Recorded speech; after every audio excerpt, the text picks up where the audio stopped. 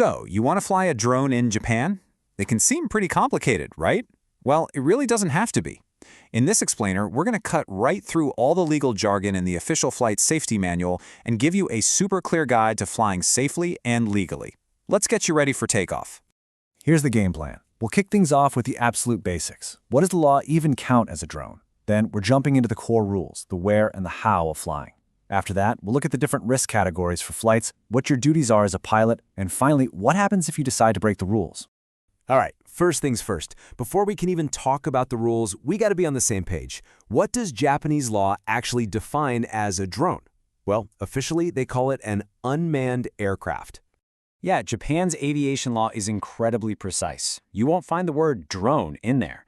Instead, it defines an unmanned aircraft, or mujin kokuki, with 3 very specific conditions. If your device checks all 3 of these boxes, then congratulations, these are the rules for you. Let's break that down real quick. 1, it can't carry a person. Obvious enough.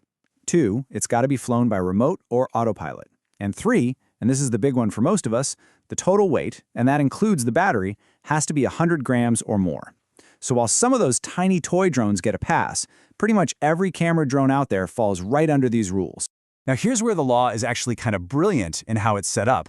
Almost all the big no-nos are wrapped up in one single idea: specific flights.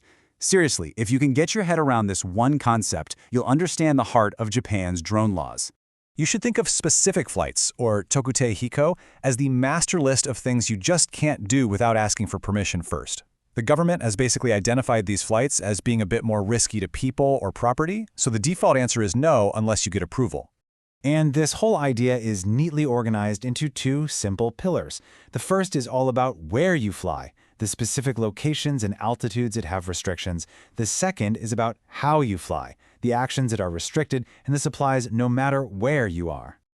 So what airspace is off limits without a permit? Well, first, stay away from airports and any airspace being used for emergencies. You also can't fly 150 meters or higher. But the one that catches almost everyone is flying over densely inhabited districts, or DIDs. In a country like Japan, these zones cover most cities and towns, so you absolutely have to check an official map before you fly. Now for the prohibited methods. This is about how you operate the drone. Without permission, you can't fly at night. You have to keep the drone in your sight at all times. You've got to stay at least 30 meters away from other people or their property. Oh, and it also means no flying over crowds, at festivals, no carrying anything hazardous, and definitely no dropping things from your drone.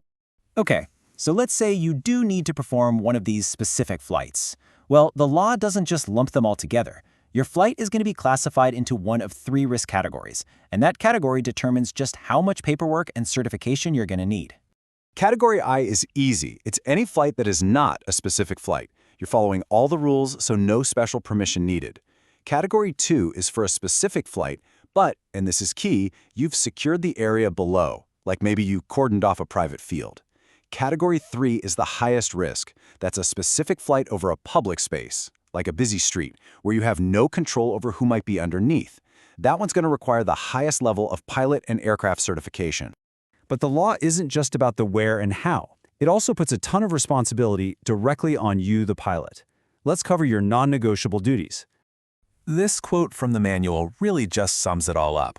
At the end of the day, from the second you start planning a flight to the moment it lands, you are the one responsible for safety. Every single decision is on your shoulders.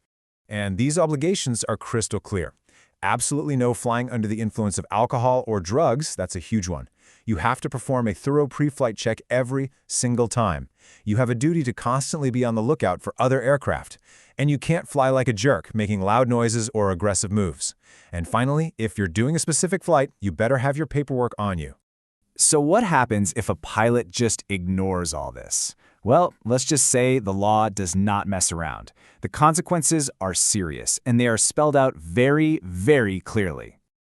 I mean, just take a look at these numbers. We're not talking about a slap on the wrist. Flying an unregistered drone can land you in prison for up to a year or hit you with a $500,000 fine. Flying under the influence, similar penalties. And conducting an illegal specific flight, like flying over a city without permission, that's another massive fine. These are serious legal consequences. So we'll leave you with this. Before every single flight, just ask yourself, is my flight plan safe? Is it legal? Am I doing everything I'm supposed to as the pilot? Because at the end of the day, being a smart pilot means being a safe pilot. Fly safe out there.